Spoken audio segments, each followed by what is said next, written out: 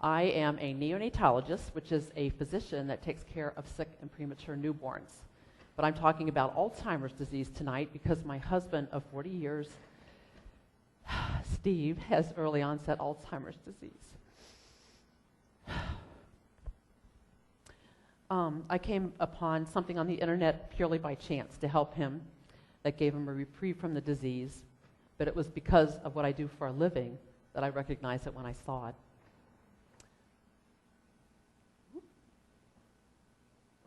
Whoa, geez. Steve is a stay-at-home dad, and he worked for my practice as an accountant at home while I pursued my career as a neonatologist. But at age 51, Steve began having problems with his accounting.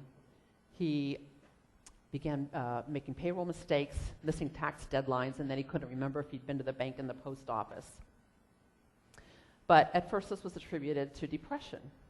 But by 2004, he continued to have problems with his making accounting mistakes and with memory, and so he was diagnosed with early onset Alzheimer's disease at that point in time. By 56 years old, Steve could no longer do any accounting at all. He could no longer use a calculator, and he could not even do simple math.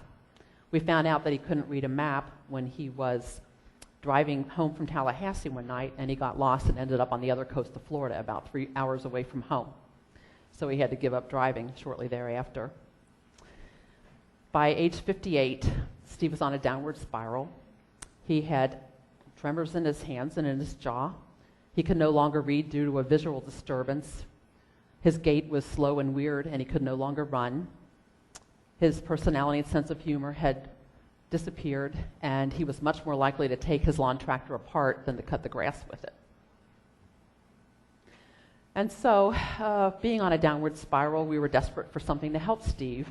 And in the May of 2008, a couple of new drugs became available for clinical trials. And so he was scheduled for screenings on 2 successive days. And I started thinking the night before, what if he gets accepted into both trials? We have to pick one. So I began to look for the risks and the benefits on the internet and came upon a third treatment, which was for a medical food called AC1202 at that time. And they claimed that it improved the memories and cognition in nearly half of people with Alzheimer's who were given this, but it didn't say what it was or what it did. So I found their patent application online, and therein was a beautifully written description of an aspect of Alzheimer's disease that I was not familiar with, that it is a type of diabetes of the brain. A group at Brown University in 2005 reported that when they looked at the brains of people who had died with Alzheimer's that did not have type 1 or type 2 diabetes, that they found insulin resistance and insulin deficiency in all of these brains. And they coined the term type 3 diabetes to indicate Alzheimer's disease. They further reported in 2008 that this happened in the earliest stages of the disease, and it became more severe and more widespread with each subsequent stage of the disease until it was throughout the brain. Other researchers have reported that this may occur 10 to 20 years before symptoms even begin to appear in someone who is at risk for this disease. So what this means is that since glucose is the preferred and primary fuel for the brain and other organs, that without insulin, glucose cannot get into cells. So the cells begin to malfunction and die, the neurons in the brain, and then over time, you begin to see symptoms. But glucose is not the only fuel that the brain can use. When we go into starvation, within 36 or 48 hours, we use up the glucose that is stored in our body, and we begin to break down fat, and part of that fat is converted to ketone bodies in the liver. And ketone bodies can serve as an alternative fuel for brain cells and for other organs. And so here is an idea that use of an alternative fuel could bypass the problem of insulin resistance and insulin deficiency in the Alzheimer brain. But you don't have to be on starvation to raise ketone levels. Another way to do this is with the classic ketogenic diet. And this diet is a very high-fat diet and a very low-carbohydrate diet, and it has just enough protein to maintain lean body mass.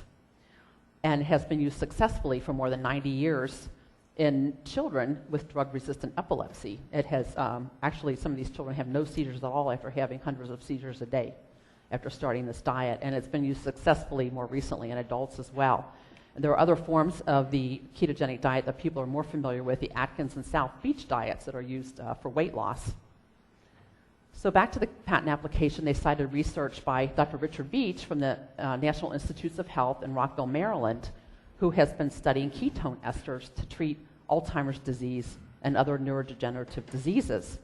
And he had found and reported in 2000 that more neurons survived in cell cultures when they were exposed to substances that cause Alzheimer's or Parkinson's disease when the ketone body beta-hydroxybutyrate was added to the mix. And so right around that same time, in 2000, Dr. Samuel Henderson had the brilliant insight that another way of getting ketosis, mild ketosis from consuming medium-chain triglycerides, might be enough to improve cognition in people with Alzheimer's disease. And so he filed a patent application for AC-1202, which is simply medium-chain triglyceride oil. So what happens with medium-chain triglycerides is when you consume foods that contain these, they're taken up directly from the intestine into the liver, and part of it is converted to ketones. And ketones are released into the circulation, they cross the blood-brain barrier, and they're eagerly taken up by brain cells and provide the cells with energy. So this rang a bell with me because I'm a neonatologist. We used to use medium-chain triglyceride oil to supplement the feedings of our premature newborns in the late 70s and early 80s to help them gain weight faster. And then the formula manufacturers began adding it to their infant formulas because they were trying to mimic human breast milk, which has 10 to 17% of the fats as medium-chain triglycerides. If you look at any infant formula can today, virtually every one of them will have medium-chain triglyceride oil or another oil that contains that on the label. So reading through the patent application, I learned something else that I did not know up to that point, that medium-chain triglyceride oil is extracted from coconut oil. And I did not know at that time that medium-chain triglyceride oil was available over the counter, but I did know that I had seen coconut oil in the health food stores. So AC-1202 had completed phase 2 clinical trials, and they found that just with a single dose of MCT oil, and also with prolonged use of MCT oil, that there was improved cognition and memory in nearly half the people with Alzheimer's that took it. And so it was approved by the FDA as a prescription medical food in the spring of 2009. But this was May of 2008. We were still a year away from this being available. So, obviously this was something I wanted to use to try to treat my husband, if possible. I finished reading this patent application at about 1 a.m. the night before the screening, and he was scheduled at 9 a.m., so I didn't have time to run out and buy coconut oil. So we drove to St. Petersburg, and Steve screened for the trial, and he scored only 14 out of a simple 30-point memory test, and he needed 16 points to qualify for the trial. So he was not accepted. And we were very disappointed, and he was asked to draw a clock by the doctor there, a simple test for Alzheimer's. And as you can see, it was a poorly organized clock. It doesn't look at all like a clock, a few little random circles and a few numbers. And she told me that he was on the verge of severe Alzheimer's disease.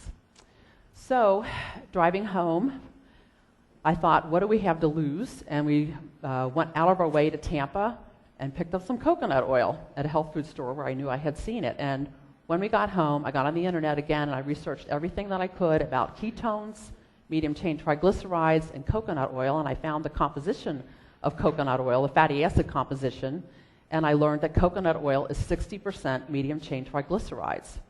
So in the AC-1202 clinical trials, they had used 20 grams, and this equated to 7 teaspoons of coconut oil. So the following morning, I gave Steve 7 teaspoons of coconut oil with his breakfast, and we went to the Bird Institute here at University of South Florida, and he screened again for a clinical trial, and this time he scored 18 out of 30, needing 16 to qualify, and he, in fact, did qualify for this clinical trial. We were elated, and at that point I didn't know if it was the coconut oil prayers or just good luck, but we decided we were going to keep it going. And Steve said many times after that that the light switch came back on in his brain that day. So over the next weeks and months, we began mixing MCT oil and coconut oil together. MCT oil gives higher levels, but coconut oil longer duration of ketones. And so we also increased to 3 servings a day and eventually 4, so that he would get ketones round the clock available to his brain. And what we saw during the first months of coconut oil, that his personality and sense of humor returned.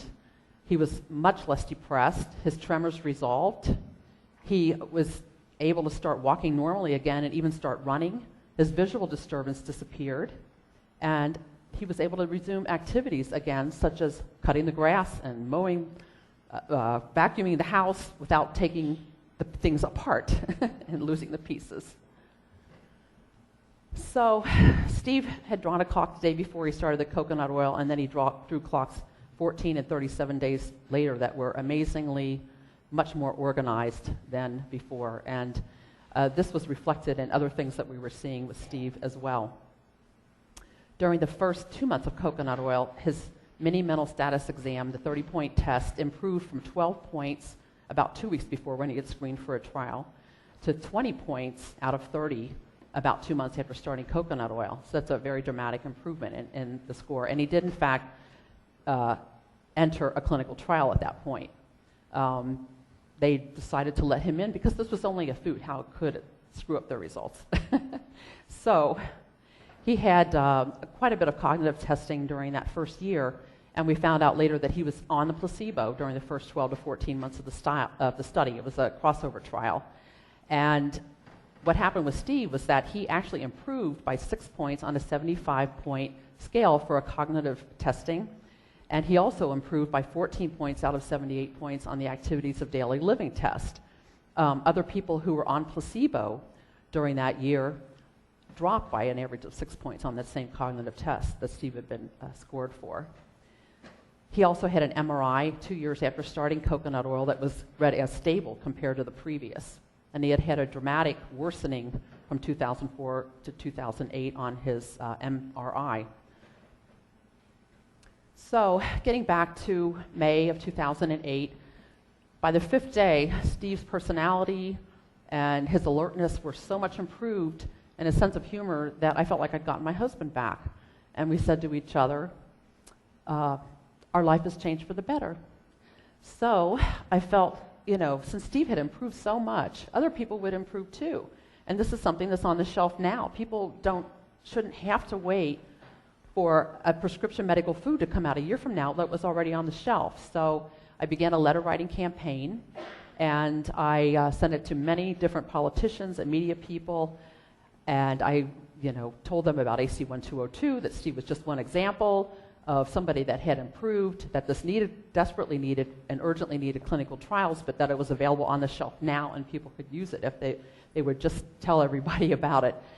But I got no serious response to any of my letters. And so I put together an article in July of 2008 that I intended to distribute at the Alzheimer's Association International Conference to 5,000 researchers. They have an exhibit hall, but I was turned down for a table in their exhibit hall. So I began to distribute it at health food stores and online. And in the fall of 2008, the St. Petersburg Times ran a story about Steve and I, and this went viral on the internet.